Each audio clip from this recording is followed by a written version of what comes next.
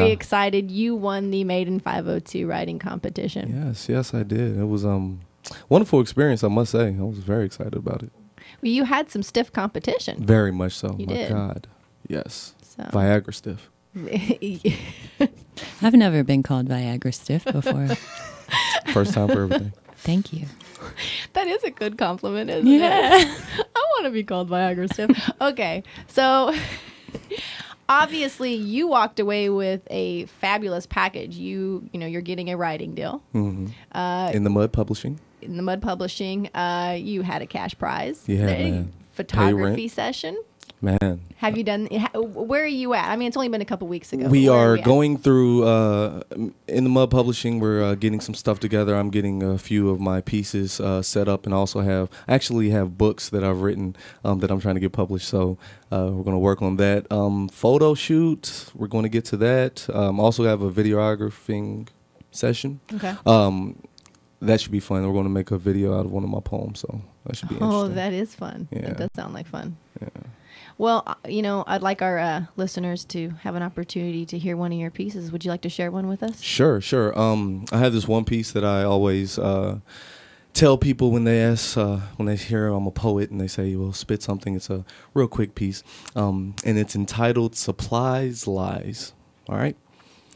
So, a sheet of loose leaf paper met a handsome pen in the park, but despite her flammability, she still felt the spark, and all the paper clips played tag with an eraser and a scissors, and a pencil beat up a pencil sharpener for sharpening his little sister. The pen was very bold, but he was thinner than a twig, so he said to Mrs. Loose Leaf, "Girl, I like my women big." Her girlfriends were all hating, yelling, "He'll just run on you and leave," but she replied with, "Get your butts back inside the sleeve. You see, their love would soon blossom." There was never a question why. Together they wrote things that made grown men start to cry. But one day Mrs. Loose Leaf came in with blue ink on her dress, so the black pen went to go grab a drink at the desk. "How could she do this to me? This must be a crime. All those things that we've written, now someone else writes on the lines." Now he's drunk off of ink, and he thinks of a way to get with her, so he paper naps her and throws her body inside a shredder. All those things they created, shredded regrettably, all because Mrs. Looseleaf engaged in a writing infidelity. So the lesson has been learned and has now been written in rhyme. You can't have two pens and write with them both at the same time. Genius. Yeah. I like it. Mm-hmm. Yeah. Appreciate it. Thank you. That's good. Unless you're ambidextrous, that is. I mean, if you're ambidextrous, I imagine you can probably juggle both. Maybe. I'm not. We all can't be perfect. No, that's true. That's true. Are you?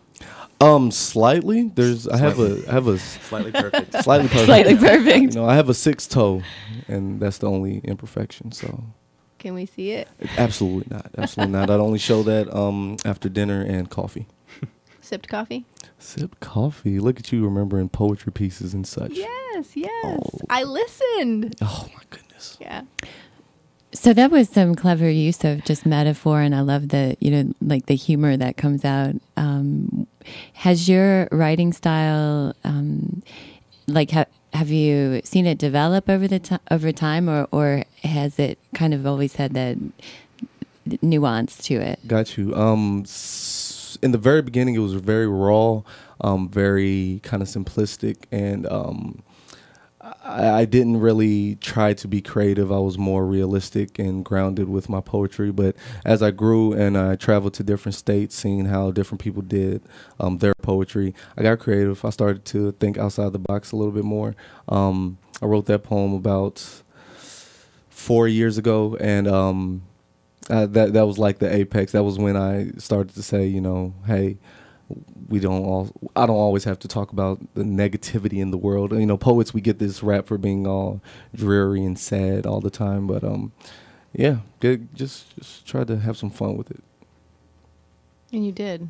No, I appreciate that, because it gets your creativity going. And I say you, I mean me, the listener. Right. So. See, and when I teach the classes, I teach poetry workshops at different schools, community centers, and juvenile detention centers, and always use that poem as a kind of introduction to get them to kind of think abstractly about normal, ordinary things. So. I appreciate it. It's love, y'all. Well, and that's one of the things that a couple weeks ago on the show we were asking, like, what were you going to do, if you won? And that was one of the things I really, really appreciated, is you really wanted to focus on, teaching, kids writing poetry, because so much of that is taken out of the schools these days. So that's that touched me, and I appreciate that. Can you let our listeners know exactly what you wanted to do so that way they're up to speed? Okay, so I have a nonprofit organization that I am getting off the ground.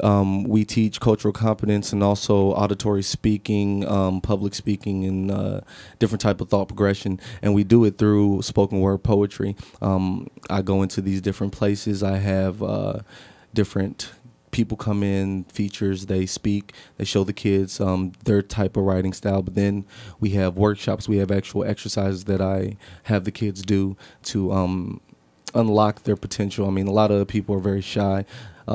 Like after death, public speaking is the #1 fear in most, humans. So I just use that poetry to kind of get them out of their box and get them out of there. So, yeah. Were you ever afraid of speaking publicly? Naked? No, surprisingly not. Now, While dying. I practice in the shower, and that's the only time I'm speaking naked. Yes. Yeah, there we go. We're having a bottomless broadcast. There we go. That's what I'm talking about. But no. Actually, I wasn't. I don't know. I'm very outspoken for the most part. Came natural to you. Yeah, fortunately. It gets me in trouble more than you think. Do you have time to share one more piece with us? Oh, Snap, Crackle, Pop. Sure, yeah. So she said, charge it to the game. And I swiped my card through the Xbox Drive hard. I thank Destiny for our meeting, but gave all credit to God, because every time I gave her a massage, she said I was being misogynistic. I tried to be the Lancelot of her heart and show my chivalry was realistic. Our story was unscripted, but the ending was so cryptic that I couldn't hack the code that kept us from a friendship. I blew up the mode that shaped our soulmate kinship. I looked in her eyes with the truth. She closed hers and meant it and said, think. What if I forgave you in a blink and closed my eyes to the reality that you're probably going to cheat? Find a way to beat the system. Have all the cake you can eat, and while you're satisfied licking teeth, I'll be on a plate in a broken piece. You put the fork in me. So I'm done being your Betty Bopper. Your love for me is broken English, cause you haven't been using me properly. I can't believe you would touch that ball this fall into the soccer league.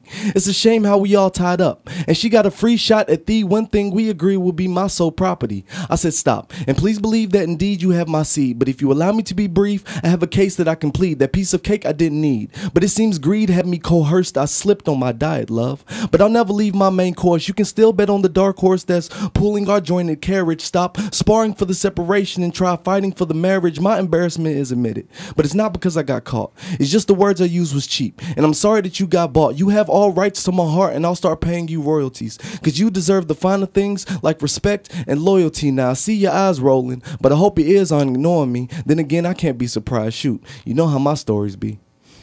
Thank you very much. No problem at all. That I was Sir appreciate you guys. Lancelot, everybody. Yes. No. Love. Now, people can hear more of you out around town today. Is that right? Yes. We have a show at the Open Gallery. It is at 280. 2801 South Floyd Street. The admission price is $10. This is the 100th monkey, right? It's the whole idea that people in one area start adopting a different way of doing things, and then people in the other area pick up on it, and they've never met before, they've never seen them.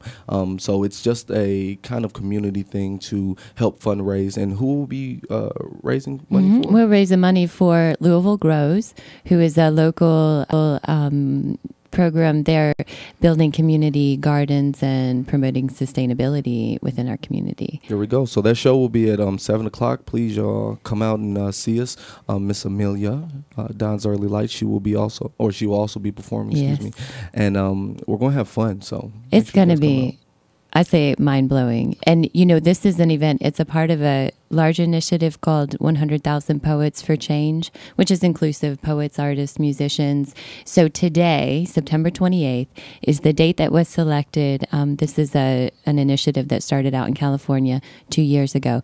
There are venues all over the world today that have artists coming out to share what they do to promote political, social, and environmental change. So if you're feeling a little extra, vibration intensity today, I'm going to say that's why.